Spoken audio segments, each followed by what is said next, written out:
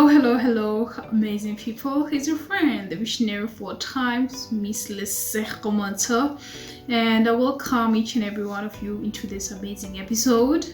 I welcome you so much.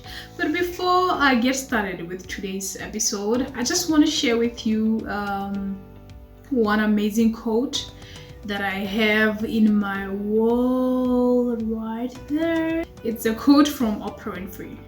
She says that let excellence be your brand, because when you are excellent, you become unforgettable. Let excellence be your brand, because when you are excellent, you become unforgettable. You know, if you know me very well, for those who know me, they know that for me, I'm somebody who prioritizes excellence. I'm somebody who prioritizes empathy for people. I'm somebody who prioritizes compassion. I believe that, you know, these soft skills are very important to live a meaningful life. So that is why with me, everything that I do, I commit myself 100% so that I give it all, and whatever outcome that I get from that particular activity that I am in is something that I know that I gave my all, and with the aim and with the desire to perform excellently. So for me, that's just how I live my life. And today, the reason why I'm here is because I've been thinking lately. I've been watching everything that's happening around the world. I've been watching, you know, the kind of leaders we have around the world, particularly in Africa, particularly in SADC. You know, the kind of leaders who are not inspiring enough, the kind of leaders who are not driven enough, the kind of leaders who are not ambitious enough, the kind of leaders who do not have a bigger vision besides self. You know, we have these kind of leaders who are self-seeking. All they think about is themselves. They hoard for resources that are supposed to serve their nations. They fight, compete for resources. They steal money. They do all these sorts of things. And sometimes we shouldn't just look on the surface that these people who we are supposed to look up to are misleading people, are not exemplary. We should also look into the root cause of it. What is it that makes someone who is in the leadership position to think that they should hoard for resources instead of thinking of ways in which they can reproduce resources? What is it that makes someone in a leadership position to think like that?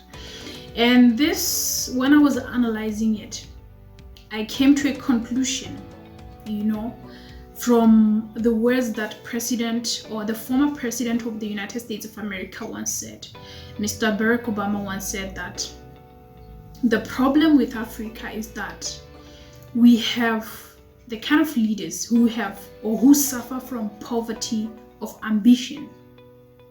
We have the kind of leaders who suffer from poverty of ambition. So after that, that's when I diagnosed that the problem with our leaders is not that, you know, they're bad people. The problem is they have the wrong mindset. They have scarcity mindset. Our leaders have scarcity mentality or scarcity mindset. Scarcity mindset, according to a famous definition, is the belief that we are all fighting for the same resources.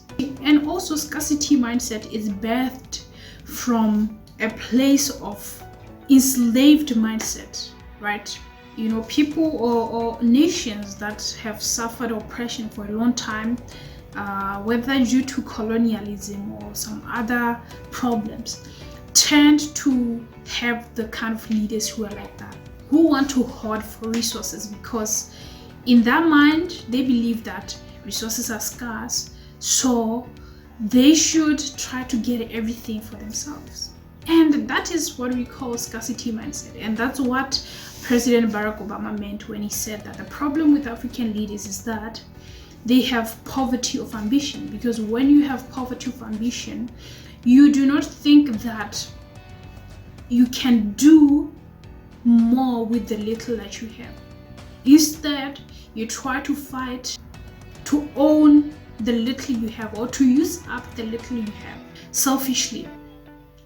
So you start to be selfish in a sense that you believe that you're entitled to the little that's there and you do not care about other people.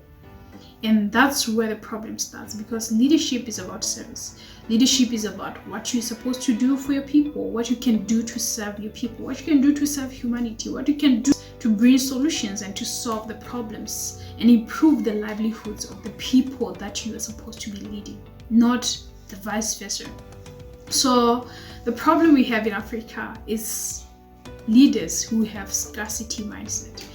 Until the time when maybe we have leaders who are visionaries, leaders who are like President Paul Kagame, who have a bigger vision, who see beyond the circumstances around them, then that's when we will see great transformation as African states, as the SADC states, as the whole continent of Africa.